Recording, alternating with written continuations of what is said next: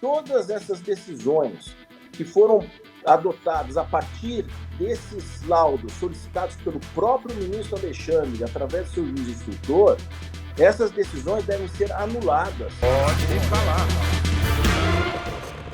Começa agora o programa Pode Falar e hoje nós vamos abordar dois temas importantíssimos: o vazamento de mensagens do gabinete do ministro do STF, Alexandre de Moraes, e a varíola dos macacos, que volta a ser emergência sanitária global. Os meus convidados deste programa são o advogado criminalista Roberto Delmanto Júnior e o médico e cientista Paulo Saldiva. É um prazer estar aqui, estar com o Delmanto, estar com você, William, e o Delmanto, que é muito sabido. A gente sempre aprende. Um prazer também, viu? Eu tenho o doutor Saldiva ao lado, eu estou garantido com a minha saúde, viu? O Saldiva, como sempre, né, Delmanto? Com a sua simplicidade, né? Mas a gente sabe da capacidade intelectual desse grande cientista brasileiro. Delmanto, vamos começar com você, Delmanto. O tema está quentíssimo. Vamos começar, então, com o tema mais polêmico, eu acho, da semana: mensagens e áudios trocados no âmbito do gabinete do ministro Alexandre de Moraes mostram que relatórios eram produzidos pelo tribunal por determinação do ministro e depois usados nas investigações. Delmanto, qual que é a gravidade deste fato? Isso é caso de impeachment? Pois é, William. Na verdade, o ministro Alexandre hoje conta com o apoio praticamente de todos os ministros do Supremo Tribunal Federal. O que esses fatos demonstram é o que a gente já vem dizendo há muito tempo, né? Da questão da falta de imparcialidade. Ou seja, todo julgador ele tem que ser imparcial. Ele não pode ser, ao mesmo tempo, investigador, inquisidor. Existe no Brasil o que se chama de princípio acusatório. Cabe à polícia, cabe ao Ministério Público fazer as investigações e o juiz tem que ser passivo. Não tem essa figura do juiz investigador. Na Europa existe o juiz instrutor. E, de repente, no Brasil, desde esse inquérito das fake news, aí, das milícias digitais e das fake news, já se arrasta por anos, criou-se essa figura, não é, deste inquérito comandado pelo ministro Alexandre, só que, na verdade, ele tem ali a posição de um verdadeiro, como se fosse um delegado de polícia, de um juiz instrutor, porque o inquérito ele está no Supremo Tribunal Federal. E, ao mesmo tempo, esse mesmo juiz instrutor, esse juiz que busca provas, esse juiz que assume funções de Ministério Público, é ele mesmo que julga, é ele mesmo que decreta prisões, que suspende sites, que impõe multas. Então, esses vazamentos dizem, em primeiro lugar, com o problema crônico desses inquéritos, desses dois inquéritos, que é a falta de imparcialidade do próprio relator. Na minha visão, isso ofende a Constituição, isto viola o princípio do juiz natural, mas, como é o Supremo, e como ele teve o apoio dos ministros do Supremo, inclusive do presidente, do ministro Barroso, inclusive que negou a exceção de suspeição, a defesa de vários acusados, alegou a suspeição do ministro Alexandre, porque em alguns casos ele era vítima, inclusive ele foi ameaçado, e ele mesmo decretando prisões em caso que o acusado o ameaçara. Mas o Supremo diz que não, que está tudo bem, ele pode continuar a tomar decisões, que isso não fere a necessária imparcialidade do julgador. Delmanto, o que eu queria saber é o seguinte: o TSE não tem o poder de polícia também? Ele não poderia requisitar o TSE para fazer uma investigação? Ele não pode ser as duas coisas ao mesmo tempo? É isso que você está falando, julgador e acusador, é isso? É isso, só que virou uma salada de fruta. Porque, ao mesmo tempo que o ministro Alexandre é o relator desses inquéritos no Supremo, ele era o presidente do TSE. Então, você tem numa só pessoa um superpoder, ser presidente do Tribunal Superior Eleitoral, que tem poderes investigativos, tem que ir atrás, mas para questões eleitorais. Este é o ponto. Não para outras questões. E o que se vazou nesses áudios, nesses WhatsApp, nesses áudios, inclusive o juiz instrutor mostrando preocupação com esse fato, mas nessas alturas já tinha passado o período eleitoral também. Então, assim, você vê que são laudos encomendados pelo próprio relator. Isso viola o princípio do juiz natural. o do juiz ser imparcial. Então, eu entendo que todas essas decisões que foram adotadas a partir desses laudos solicitados pelo próprio ministro Alexandre, através do seu juiz instrutor, essas decisões devem ser anuladas. Deixa eu só colocar o Saldiva aqui na conversa. O Saldiva pode não ter um impacto imediato, né, jurídico imediato, como o Delmanto falou aí, os ministros todos do STF já apoiaram Alexandre de Moraes e tal. Mas do ponto de vista político, há um desgaste na imagem do TSE e mais ainda, né, e do próprio ministro Moraes, né, Saldiva? E num momento difícil, né? Onde a justiça eleitoral e a integridade das urnas, ela foi questionada recentemente. Então, nesse caso, eu não sou advogado, eu sou um cidadão. Eu vejo com preocupação essa descrição que o professor Delmanto faz, de que o mesmo julgador, ele atua em duas frentes.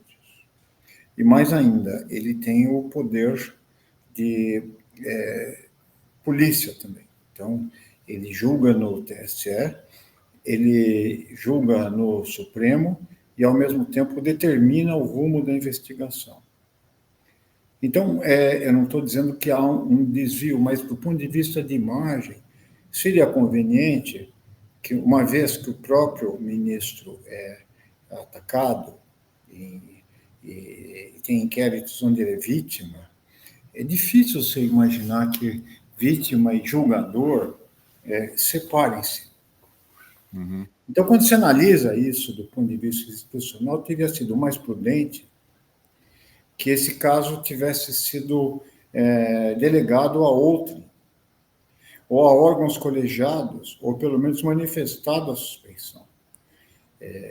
Não que tenha havido, mas a gente sempre tem que imaginar que a imagem pública do Supremo Sim. e a credibilidade está envolvida. Então, para um cidadão que tem noção um pouco você não gostaria que você estivesse movendo ação contra alguém ou sendo acusado por alguém, que o juiz que vai julgar a causa possa estar, de alguma forma, envolvido com a acusação. Delmanto, você disse uma questão interessante no início da sua fala. Isso tem algum efeito nas futuras denúncias oferecidas, então, contra, por exemplo, o ex-presidente Jair Bolsonaro, e no âmbito do processo de fake news? Pode cair todo por terra, inclusive as decisões processuais que tiveram como multa, retenção de passaportes, tudo isso pode ser anulado? Olha, eu estou me referindo mais nessas questões, William, em que foram encomendados esses laudos, não é? Para o TSE. Porque nesses laudos, o que acontece? Por exemplo, o Constantino. Foi escolhido Constantino, pelo que se vê, o ministro viu as postagens do Constantino, do jornalista Constantino, falou, olha, produz um laudo do jornalista, inclua isto. O que incomoda muito é que quando querem esses laudos do TSE, vem como se fosse uma coisa espontânea do TSE, tendo tido notícias desses fatos, mas, na verdade, a notícia foi dada pelo próprio ministro Alexandre. Então, é constrangedor, vem no teor desses laudos como se fosse algo espontâneo do TSE, quando não era espontâneo do TSE. Agora, essa mistura de ter o juiz instrutor e o relator no Supremo deste caso, e, ao mesmo tempo, ser o juiz-presidente do Tribunal Superior Eleitoral com poderes investigatórios. Tanto que o ministro falou, olha, seria algo esquizofrênico eu oficiar a mim mesmo. Mas isso já prova que está tudo errado. Não pode um julgador escolher provas ter iniciativa de pedir relatórios contra determinados alvos para justamente depois receber esses relatórios e tomar medidas contra este alvo, porque isso fere o princípio do juiz natural, da imparcialidade do juiz. Então, nesse caso do Constantino, por exemplo, eu entendo que o correto é serem anuladas todas as decisões contra ele que forem impostas por violação do juiz natural, da imparcialidade, e de todos os outros relatórios que se tenha tido notícia, cuja elaboração tenha sido provocada pelo próprio ministro relator no Supremo. Esse é o ponto. Então, essa fala dele aqui seria esquizofrênico como presidente do TSE me auto-oficiar como presidente, tenho o poder de polícia e posso, pela lei, determinar a feitura dos relatórios. Ele, então, não teria o poder de polícia, nesse caso. Como presidente do TSE, ele tem, mas, ao mesmo tempo, como relator, ele não deveria ter. Então, eu entendo que, nesses casos, né, ele deveria, a partir do momento que assumiu a presidência do TSE, ter declinado da sua competência no Supremo para outro ministro, porque há uma mistura de figuras, há uma mistura entre o juiz com poderes investigatórios do TSE e, ao mesmo tempo, o ministro, o relator, que deve ser imparcial no Supremo. Então, há uma grande confusão, há uma sobreposição de cargos, e isso virou uma salada de fruta, e, na minha ótica, como advogado, viola o princípio do juiz natural. Eu posso perguntar uma coisa para o Delmanto? Claro, com certeza. Eu vou dizer, porque se eu entender, todo mundo vai entender. Então, é uma forma de ajudar quem está assistindo. Então, vamos lá. A lei permite, mas alguns aspectos morais deveriam ter sido colocados. Embora a lei facultasse, ela também não obriga. Não, a verdade, Saldiva, é que um princípio constitucional do juiz, não é questão moral, é um princípio constitucional de que todo juiz é imparcial. A partir do momento que um juiz assume funções de acusador, ele deixa de ser imparcial. Então, a suspeição do ministro. Acontece que essa suspeição foi levantada por acusados e o Supremo, no seu plenário, diz que não, que está tudo bem, que ele não é suspeito.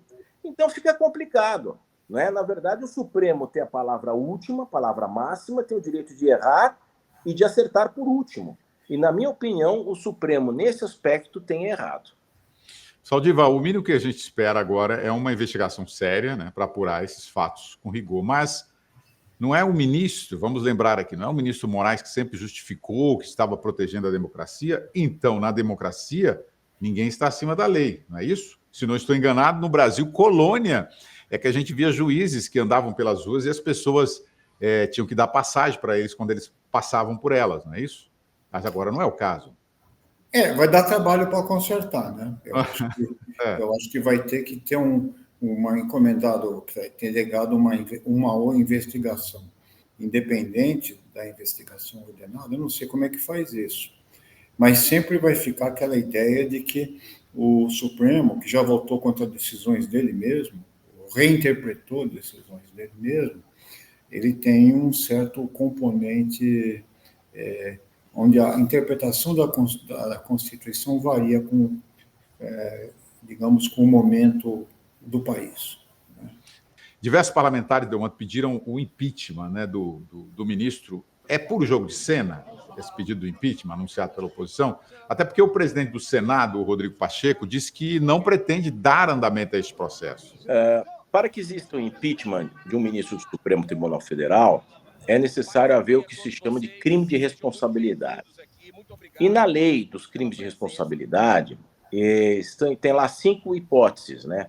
Uma, se o juiz alterar de qualquer forma o teor de uma decisão proferida pelo tribunal. Outra, se ele proferir julgamento quando, por lei, seja suspeito na causa. Uma terceira hipótese, se ele exercer atividade político-partidária. Uma quarta, se patentemente for desidioso no cumprimento dos seus deveres no cargo. E, por último, se ele proceder de modo incompatível com a honra, dignidade e decoro de suas funções. Então, os senadores precisam ver se a conduta do ministro Alexandre se encaixaria em uma dessas hipóteses.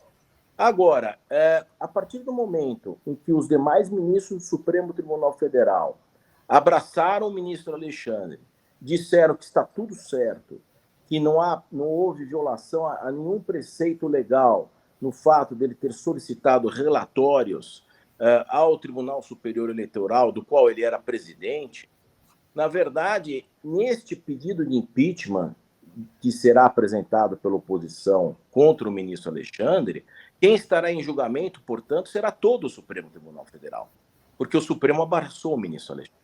Por isso que eu acho que não há hipótese nenhuma desse pedido de impeachment prosperar no Senado. Muito bem, vamos lá agora a um tema que o Saldiva domina bem, que é sobre uma doença, Saldiva, conhecida como varíola dos macacos.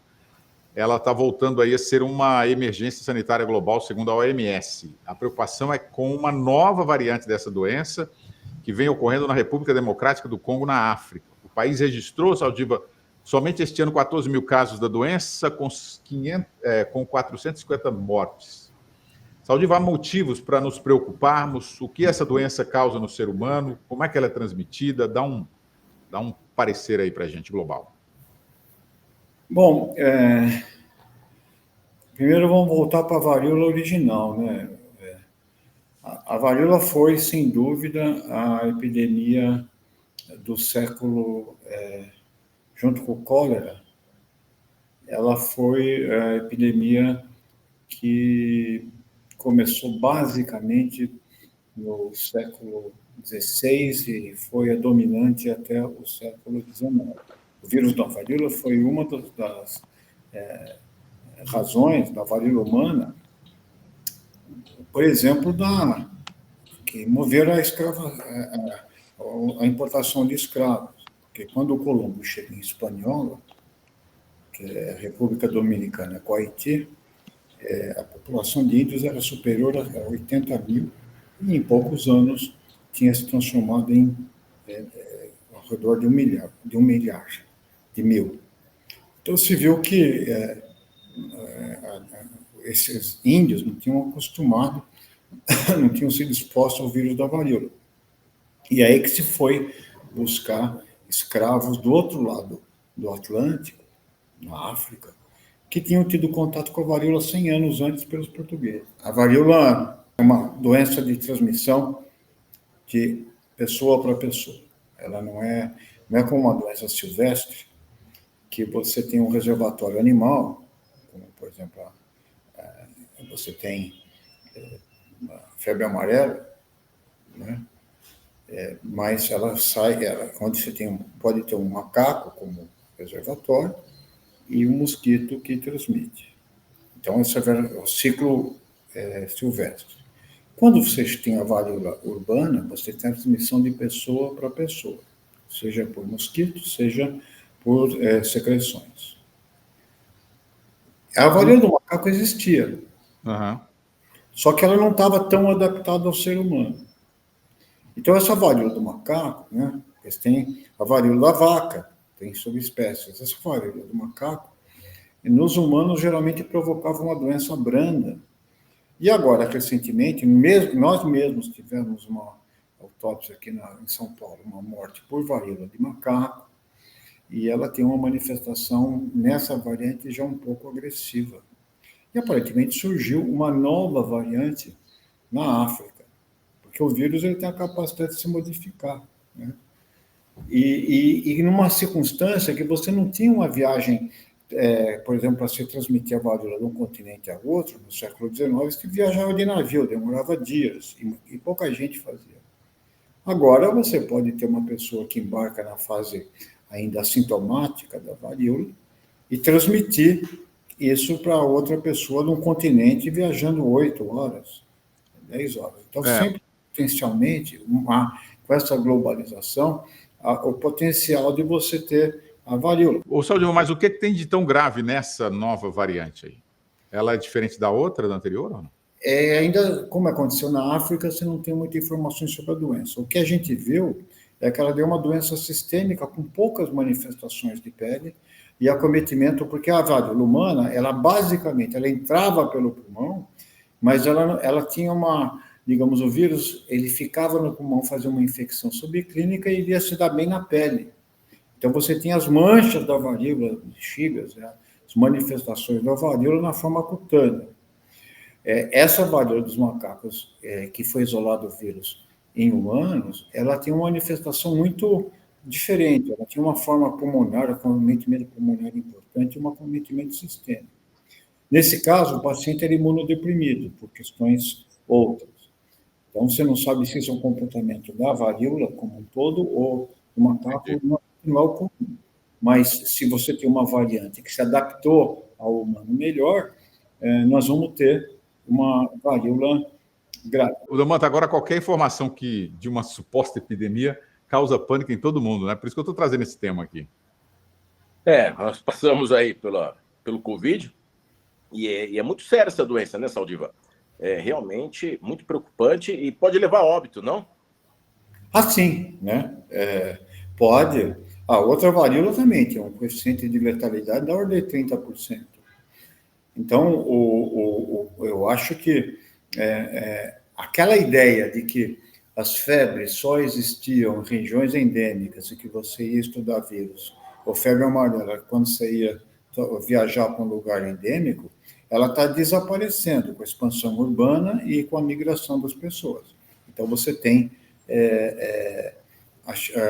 dengue, por exemplo, que era uma doença que você via na Oceania, ela entra no Brasil e se dá muito bem. Porque se tem um lugar que tem mosquito, calor e lixo para ter o criador do mosquito, são as cidades brasileiras. Então, pronto, você consegue, quando chuvas torrenciais e o mosquito prolifera e com ele prolifera o risco de doença. O Saldiva, mas quais os riscos dessa doença atingir o Brasil e gerar uma epidemia no nosso país? Possivelmente, o fluxo principal de pessoas não é entre o Brasil e a África, se conhece melhor do que eu, né?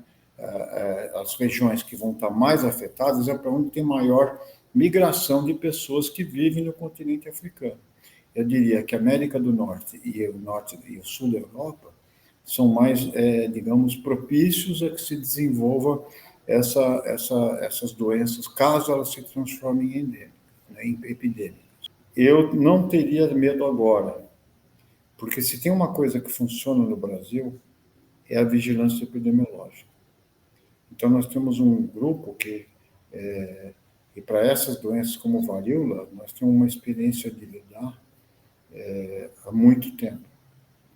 Então, eu acho que, se houver algum risco, nós vamos ter gente competente para tentar evitar isso ou notificar quando for a hora.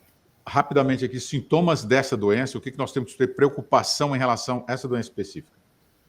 Bom, ela normalmente, como toda forma de varíola, a forma clássica é você ter uma incubação de 5 a 6 dias e depois manifestações de pele. São erupções de pele que significam que o vírus foi, ele infectou a pele, e aí a nossa resposta inflamatória provoca uma pústula, como acontece com o sarampo e outras formas desse tipo, né? Só que é um predomínio de tronco e face e membros superiores. Nos pacientes imunossuprimidos, você pode ter um sintoma de febre com doença sistêmica, uma disseminação sistêmica. Então, é febre como se fosse uma gripe, mas você pode ter manifestações de disseminação para o pulmão e para outros órgãos, teoricamente. Então, a gente não tem ainda experiência muito grande da varíola de macacos para você ter a caracterização plena dela.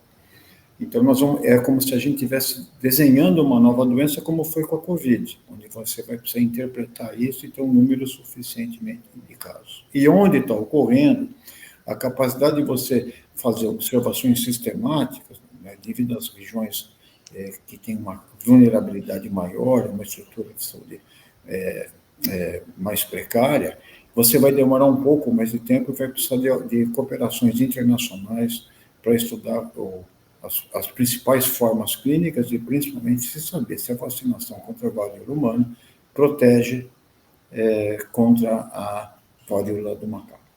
Pois é, o bom ainda é que o Brasil está longe de ter uma epidemia nesse caso dessa doença. Então, essa é a boa notícia que o Saldiva deu hoje aqui para a gente. Obrigado, senhores, pela participação no programa Pode Falar. Se você está procurando um espaço para abrir o verbo, esse aqui é o lugar, tá, Saldiva?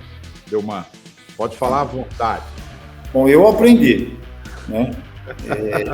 Então, eu recomendo para quem assistiu, porque eu aprendi participando. Até o próximo programa, então. Obrigado, Saldiva e Delmanto, pela participação. Muito obrigado também a você que nos assistiu. Até mais. Pode falar, pode falar, pode falar.